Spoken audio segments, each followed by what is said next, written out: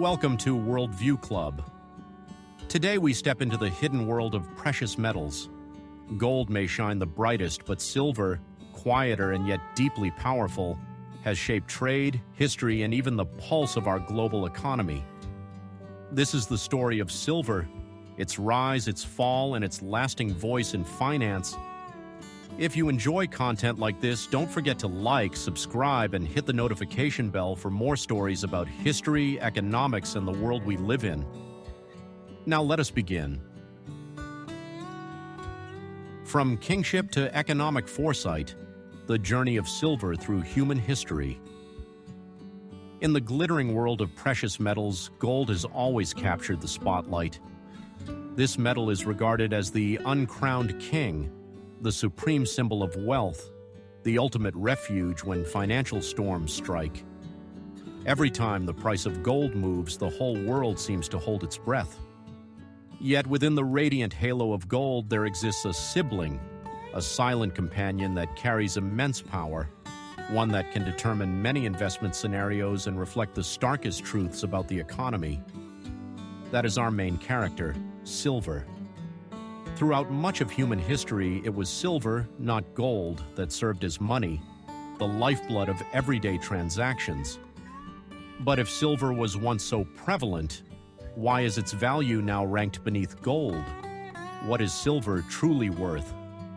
And more importantly, whenever silver prices soar or plunge, what message is it sending us about inflation, growth, fear, and the very hopes of the global economy?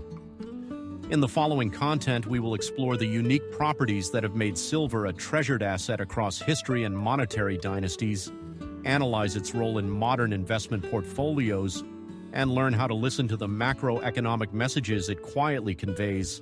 Let us now begin with the main body of this article. Why is silver considered a precious metal? To understand the value of silver, we must begin with the essence bestowed upon it by the universe. Silver is not only beautiful, it also possesses properties that are nearly perfect. It is the metal with the highest electrical and thermal conductivity among all metals, a king without rival in transmitting energy, surpassing both copper and gold. Silver is also relatively malleable and ductile, allowing craftsmen to shape it into exquisite objects, from luxurious tableware to dazzling jewelry. Under normal conditions, silver is a noble metal, relatively inert chemically, and resistant to strong oxidation, though its beauty may be dimmed by a tarnished layer when it comes into contact with sulfur compounds in the air. With a density higher than most common metals, 10.49 G cesium-30, silver gives a solid, weighty feel, a sense of authenticity that is difficult to counterfeit by alloying with cheaper metals. Yet it remains significantly lighter than gold, 19.3 G cm3, a characteristic that makes crafting large objects or transporting high-value quantities more flexible and convenient. But the value of silver does not stem solely from its physical properties. It also arises from a philosophical view of value, from the scarcity decreed by the universe. Silver accounts for only about 0.08 parts per million in the Earth's crust. Although more abundant than gold, most silver reserves exist in poor quality ores or at depths nearly impossible to reach. Over thousands of years, humanity has exploited almost all the silver sources near the surface. Mining silver today requires digging deeper into the earth, incurring greater costs in technology, labor, and risk. Each ounce of silver brought up from the ground is a reminder that its supply is finite. It is estimated that the total amount of silver discovered on Earth throughout human history exceeds 1.7 million tons.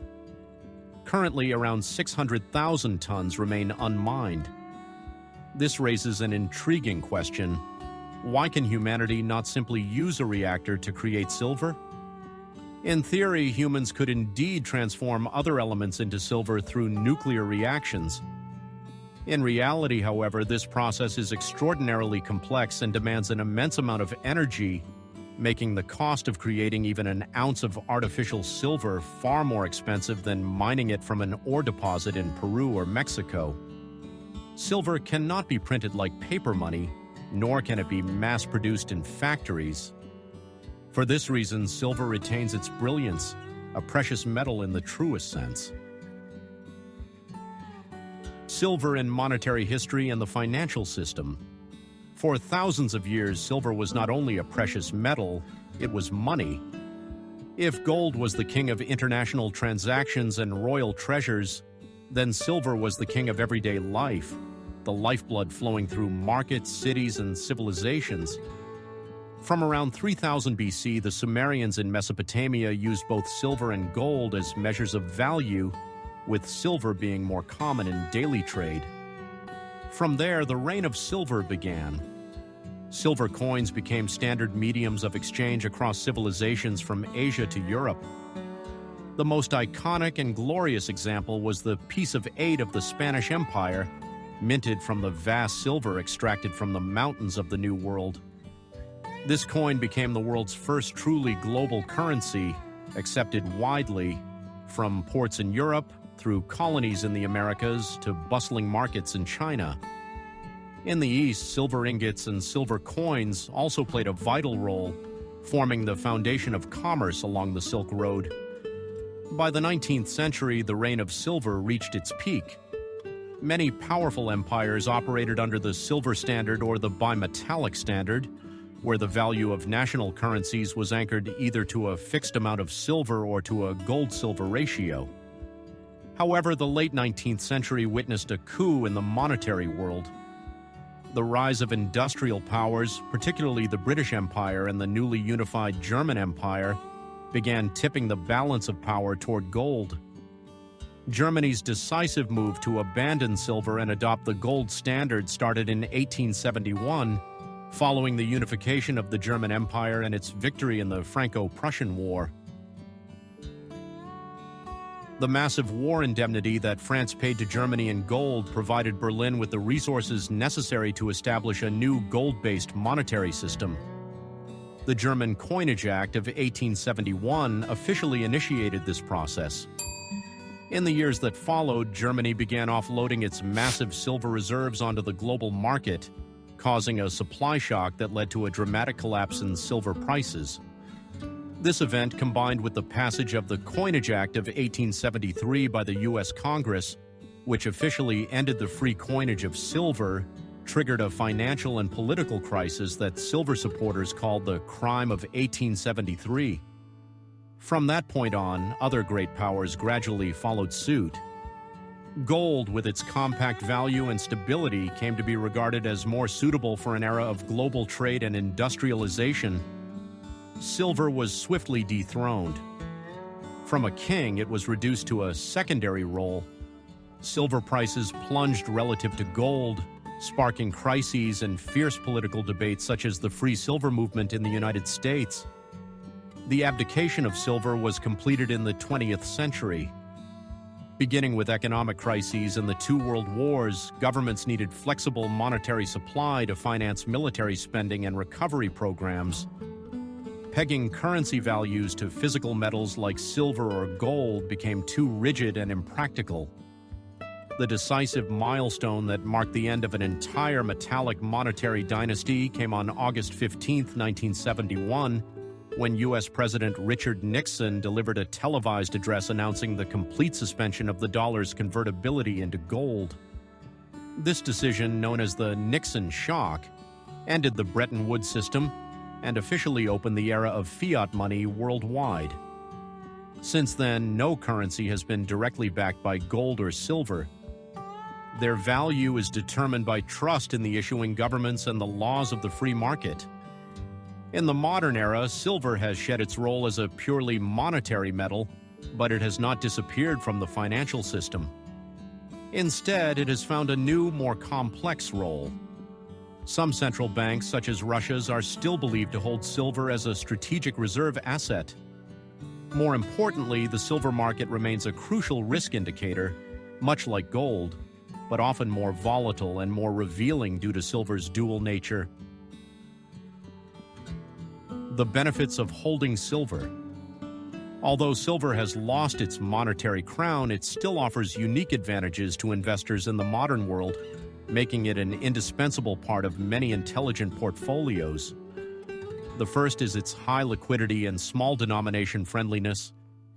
Compared to its brother, gold, the price of each ounce or tael of silver is much lower, at times only 180 or 190 of gold. This breaks down the capital barrier, allowing small investors to easily access and gradually accumulate silver over time. You don't need to be a millionaire to own a bar of physical silver. Buying and selling silver is also highly flexible and liquid across global exchanges and jewelry markets. But silver's most important advantage lies in its dual nature, what analysts call dual demand. This is the most distinctive and intriguing feature that sets silver apart from gold. About half of the world's silver demand comes from industry.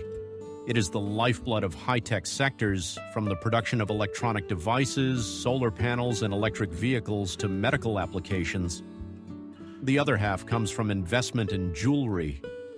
This dual demand creates an exceptionally solid and flexible price cushion.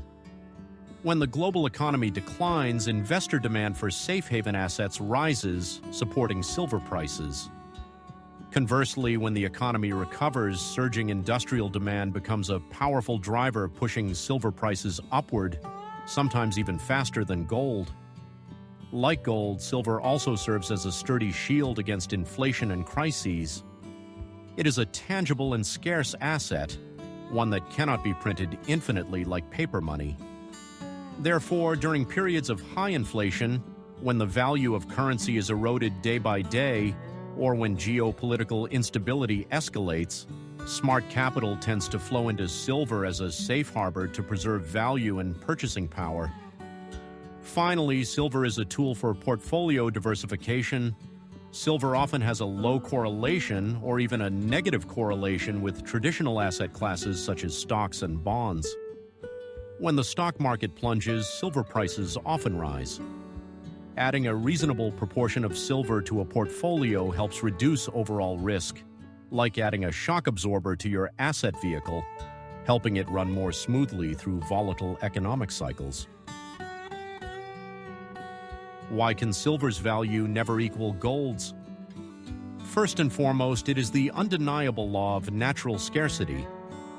Although silver is rare, gold is far rarer. Geologists estimate that gold is between 15 to 20 times scarcer than silver in the Earth's crust. The annual extraction rate of gold is also much lower. For every 9 to 11 ounces of silver mined, only 1 ounce of gold is brought to the surface. The total amount of gold mined throughout human history is about 190,000 tons, enough to fit within a single Olympic-sized swimming pool, whereas the quantity of silver is significantly greater. With such a much lower natural supply, gold naturally commands a much higher starting price. Second, it was the historical choice that determined the fate of the two metals. In the battle for monetary supremacy in the late 19th and early 20th centuries, gold prevailed. The world's leading industrial powers chose gold, elevating it to the sole monetary standard. From that point on, gold became the core reserve asset of every central bank around the globe. Tens of thousands of tons of gold are stored in national vaults, creating an immense sustainable and institutional demand that silver could never match. Silver was dethroned from its role as official money. Though still respected, it lost its crown as the ultimate national reserve asset. Third, silver's dual nature is both a strength and a burden. Its role as an important industrial metal provides a solid price floor, but this very characteristic has also deprived it of the highest position as a safe haven asset. Gold is almost never consumed in industry. Most of the gold ever mined still exists in the form of bars, coins, or jewelry. It is a near-eternal store of value. Silver, by contrast, is largely consumed in industry and rarely returns to the market in the form of investment. Moreover, silver's reliance on industrial demand makes its price more sensitive to economic cycles, rendering it more volatile and somewhat riskier than gold in the eyes of investors seeking absolute safety. Finally, there is the physical difference in the embodiment of wealth. Gold is denser and about twice as heavy as silver. To store a vast amount of wealth, one might only need a gold bar that fits in the palm of a hand, whereas it would take a heavy and bulky chest of silver to equal the same value. For individuals, governments, and institutions seeking to store large amounts of wealth safely and discreetly, gold is clearly the superior practical choice. In conclusion, the price gap between gold and silver is not accidental. It is the result of natural scarcity, the fateful choices of human history, and the distinct economic roles that each metal fulfills. Rising silver prices, who smiles, who weeps. Silver has a complex and multidimensional relationship with the health of the economy. In the early stages of instability, when fears of inflation and recession rise, demand for silver as a safe haven asset can be triggered, pushing its price upward. However, if a genuine and prolonged recession occurs, it will strongly and negatively impact industrial demand, which accounts for more than half of total silver consumption. This can restrain silver's upward momentum and may even cause it to perform worse than gold. One of the most powerful tools for reading the market is the gold-silver ratio. This ratio indicates how many ounces of silver are required to buy 1 ounce of gold. It serves as a silent dialogue between the two precious metals, reflecting the market's fear and greed. When this ratio widens to extremes, for example, surpassing 93.1 during the COVID-19 shock in May 2020, it means that gold is far more expensive than silver. This is a sign of extreme fear. Investors are dumping risky assets and flocking to gold, the ultimate safe haven, while ignoring silver due to concerns that its industrial demand will fall in a recession. Conversely, when the ratio narrows, it shows that risk appetite is improving. Investors become more optimistic about the economic outlook, making silver, with its strong industrial demand, more attractive and causing it to rise even faster than gold. In today's highly volatile world, geopolitical tensions and the trend of de-dollarization are also important drivers for silver. Wars, trade conflicts, or financial sanctions all encourage central banks and investors to diversify their reserves and reduce reliance on the US dollar. This increases demand for precious metals, and silver, though not the primary target like gold, indirectly benefits from these capital flows. Implications for the economy. In general, a rapid and prolonged rise in gold prices is often a troubling warning signal. It indicates that capital is slamming on the brakes, pulling out of production and business sectors to seek a new safe haven. This may signal that credit activity is tightening, businesses are struggling to raise funds for expansion, and the risk of economic slowdown is increasing. It is like a fever, both a symptom of an ailing economic body and a factor that makes the illness worse. Thus, those who smile when silver prices rise are certainly the investors who have patiently accumulated silver beforehand. When silver prices surge, that is the moment they reap the rewards, either cashing out to realize profits or continuing to hold with the expectation of even higher prices. In addition, silver mining and refining companies are also among the winners. Their profit margins improve as selling prices soar, while production costs remain relatively stable. Abundant cash flow encourages them to expand exploration of new mines and increase production, creating a positive cycle for the industry. However, on the other side of the scale, many industries in the broader economy weep when silver prices rise. Commercial banks may face a nightmare. When a silver rush erupts, large savings deposits may be withdrawn from the system to pour into precious metals. Banks are then forced to raise deposit interest rates to retain capital, eroding their profit margins. Perhaps the most painful blow falls on manufacturing companies that depend on silver as a raw material. Giants in the electronics industry, solar panel factories, and electric vehicle manufacturers all face skyrocketing production costs. They must make a difficult choice: either raise product prices, reducing competitiveness, or accept thinner profit margins.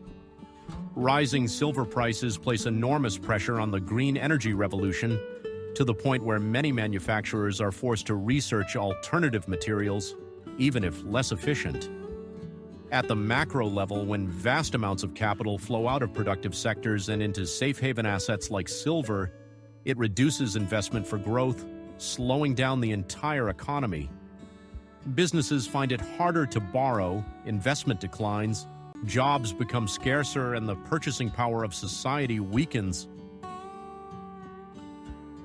Conclusion: silver may be less dazzling than gold, but its dual role makes it an exceptionally sensitive and honest economic indicator.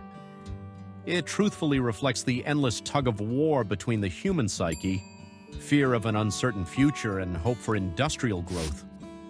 When uncertainty and fear prevail, silver rises alongside gold, though it usually lags behind. Conversely, when the economy recovers, silver, fueled by industrial demand, often outperforms with a stronger surge. Looking toward the future, silver's role seems more important than ever. The energy transition revolution and the explosion of the electronics world both heavily depend on silver as an indispensable raw material. Industrial demand is forecast to far outstrip supply in the years ahead, potentially pushing silver to new heights, helping it step out of gold's shadow and assert its place as a strategic metal in the green era. Yet the paradox remains. If the gleam of silver shines from factories and technology hubs, it signals a healthy and innovative economy. But if silver prices skyrocket mainly because panicked capital is seeking shelter, that is a silver tear of an economy starved for growth capital. Listening to silver's story and understanding its whispers is how we can gain deeper insight into the world of finance and economics. If you enjoyed this article, please like and share to support us. Don't forget to hit the subscribe button and the bell icon so you won't miss our future videos. Thank you for listening.